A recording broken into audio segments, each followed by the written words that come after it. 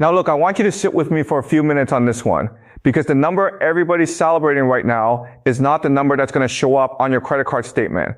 It's July the 1st, 2026 in Brussels, and here in Washington, trade officials are putting the final signatures on paper that caps the tariff on European semiconductors at 15%.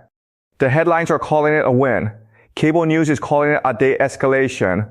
And on the surface, that's exactly what it looks like. A president who once threatened tariffs as high as 100%, settling for America's closest allies on something that sounds almost reasonable. But if you look closer, and I mean really look, that 15% is not the tariff. It's the discount.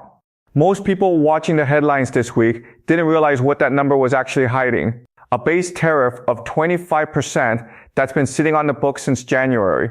A second, much bigger decision due on the president's desk any day now. And a chip shortage already squeezing your next phone, your next laptop, and your next car. Tariff or no tariff. This touches your electronics bill this Christmas. It touches the price of the car you're thinking about trading in.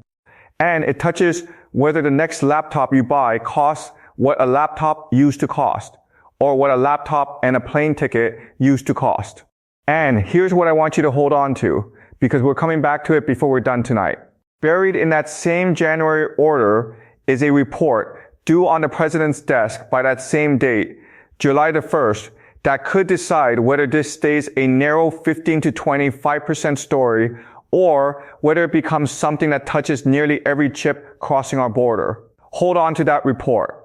And hold on to one more date while you're at it. December 31st. That's when a tax credit meant to offset all of this is set to expire. To understand tonight, you've got to understand how we got here, because the chain of events matters more than any single headline. Go back to April of 2025.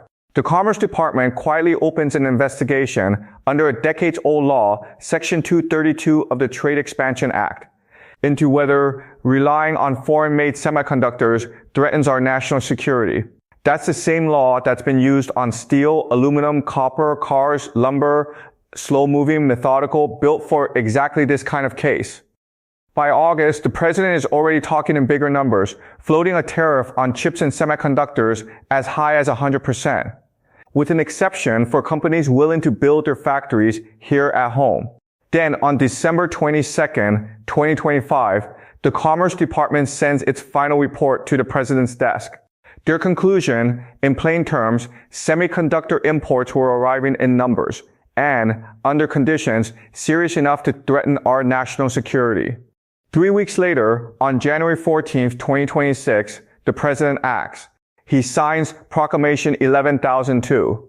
Effective the very next morning, at 1 minute past midnight Eastern Time, a 25% tariff lands, not on every chip, but on a narrow, technically defined category of the most advanced computing chips, the kind that power artificial intelligence data centers.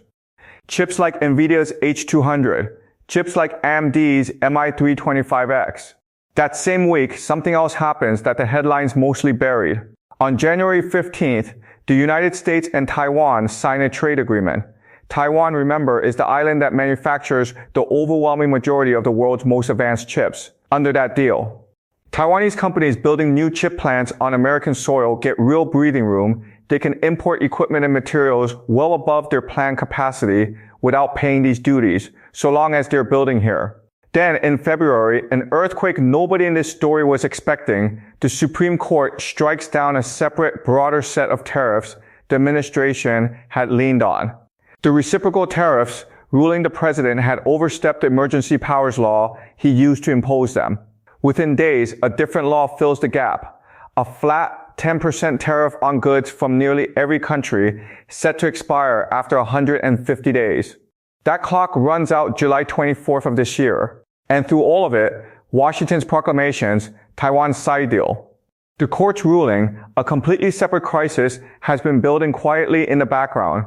Artificial intelligence has an appetite for memory chips that the world's factories simply cannot satisfy. Which brings us to this month, and the U deal and the 15% everyone's talking about. Every decision echoes for years. What we're watching right now on your electronics aisle and your grocery store shelf is the echo of a choice this country made decades ago when we let the actual manufacturing of these chips drift overseas, chasing lower costs, and kept only the design work here at home. That choice didn't happen under one administration, it happened under several. And tonight, we're all paying the interest on it. Let me be precise, because the details matter more than anybody's spin. The Section 232 tariff signed in January is 25% ad valorem, meaning 25 cents on every dollar of customs value. It applies to a narrow list of tariff codes tied to specific technical thresholds, processing performance, and memory bandwidth. And it exempts chips imported for U.S., data centers, research and development, startups, public sector use, and most everyday consumer electronics. By the White House's own account, the tariff took effect at 12:01 a.m. Eastern on January 15th. The Taiwan agreement, signed the very next day, caps certain other Taiwanese goods like auto parts, timber, and wood products at 15%, and lets Taiwanese firms building new chip capacity here import up to 2.5 times their planned production duty-free during construction, 1.5 times after. In exchange, Taiwanese companies committed roughly $250 billion in new U.S. investment. The European deal that took effect this month works on the same principle. The Council of the European Union formally adopted it on June 25th. As of July 1st, most European goods face a flat 15% U.S. tariff with no stacking on top of other duties, and semiconductors specifically are capped at that same 15% ceiling. Autos from the EU dropped from 27.5% down to 15%. Steel and aluminum, notably, stay locked at 50%. Now here's the part that gets lost. 15% is the negotiated best case rate for allies who sign the deal. The baseline for everyone else is still 25%. And the proclamation itself leaves the door wide open to a second, broader round of tariffs at what the document calls a significant rate. Once negotiations wrap up, that decision point lands on the July 1st report we already flagged. Let me be precise about the money too. The Information Technology and Innovation Foundation published an analysis on June 24th estimating that a sustained 25% semiconductor tariff could shrink U.S. GDP by $1.6 trillion over 10 years, nearly 4% of the entire economy, and cut consumption of information technology products by roughly 26%. And that's before you factor in a chip shortage that has nothing to do with tariffs at all. Industry tracking firms report DRAM memory contract prices rose somewhere between 90 and 95% in the first quarter of this year alone. NAND flash memory rose 55 to 60%. Samsung disclosed that its blended selling price for memory chips is up 146% compared to last year's average. Apple has already raised prices on MacBooks and iPads to cover it. Dell and Lenovo have signaled price increases of up to 20%. And research firm IDC projects retail PC prices could climb 20% or more in 2026, with smartphone prices rising as much as 8%, even as the number of units sold falls. Let me put my analyst hat on for a minute, because the strategy underneath all of this is worth examining. This was never really a tariff for revenue. Look at how it's built. A narrow list of chips, broad exemptions for the exact uses, data centers, research, consumer goods, that make up the overwhelming majority of what actually crosses the border. That's not a wall, that's a lever. And the administration has been fairly open about what it's levering for investment on American soil before our clock runs out. Here's the clock. The CHIPS Act tax credit, the 35% incentive for companies that break ground on a chip factory here at home, expires for any project that starts construction after December 31st of this year. Now line that up against the tariff threats.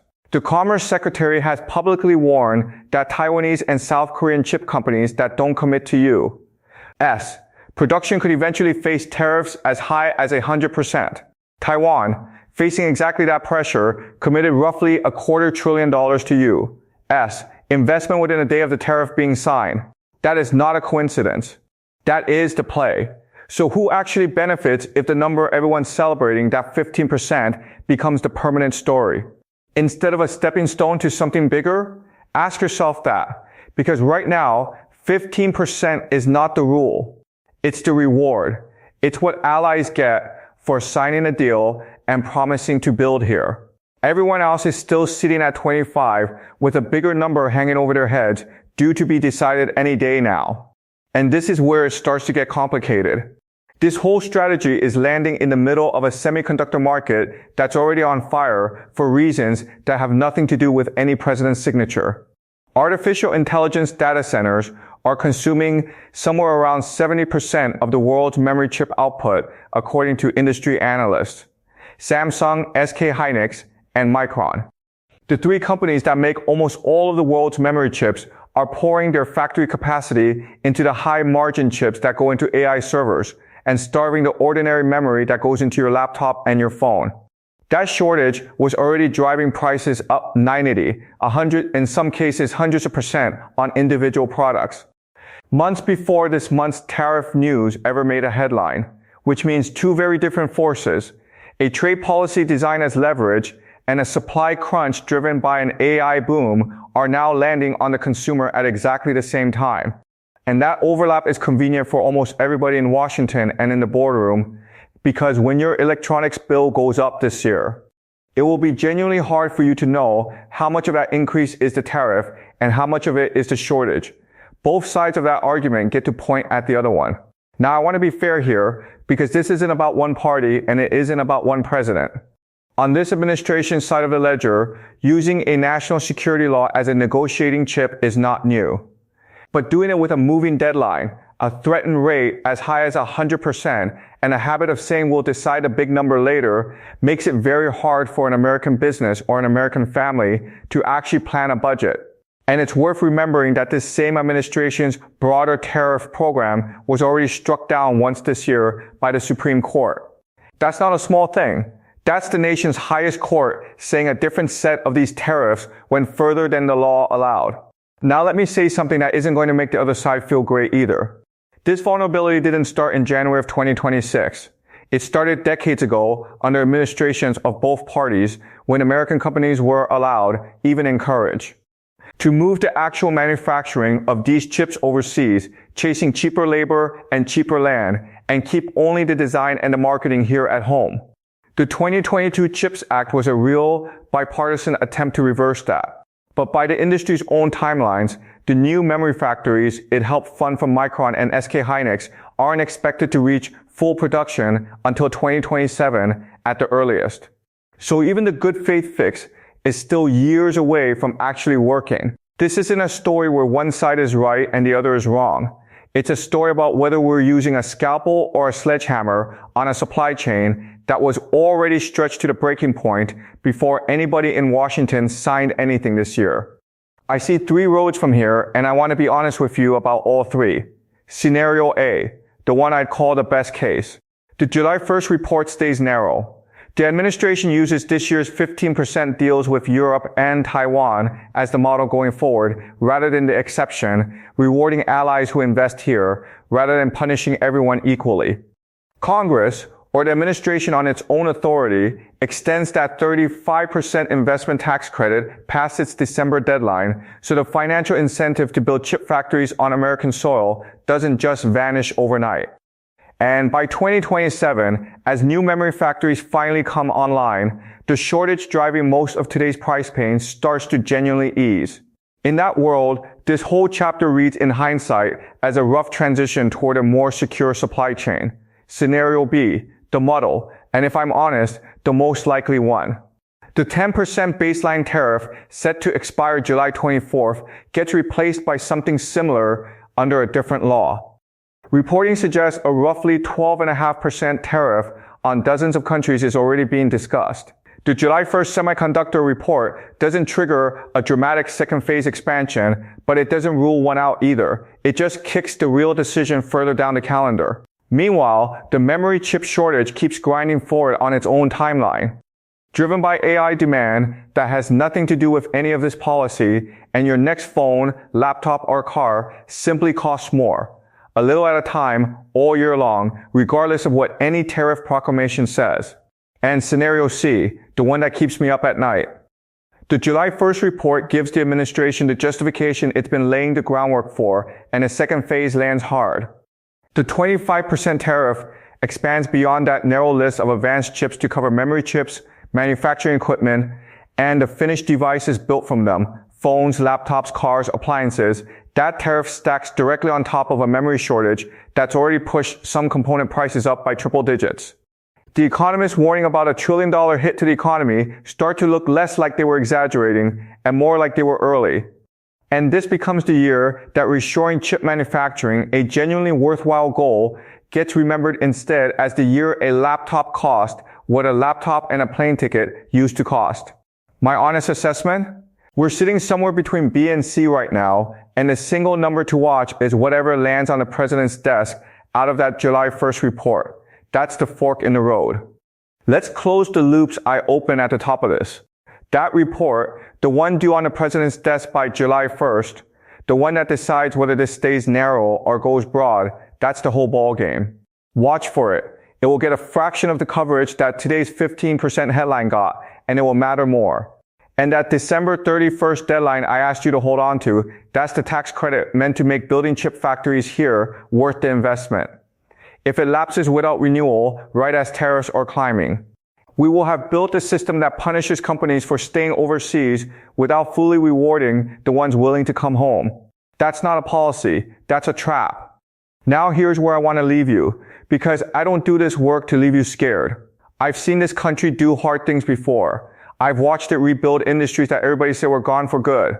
The same instinct that led us offshore an entire chip industry over 40 years is the same instinct, redirected, that can bring real pieces of it home, but only if the people making these decisions are held to the same standard we'd hold anyone else to. Show your work, keep your promises, and don't hide the real cost behind a headline number.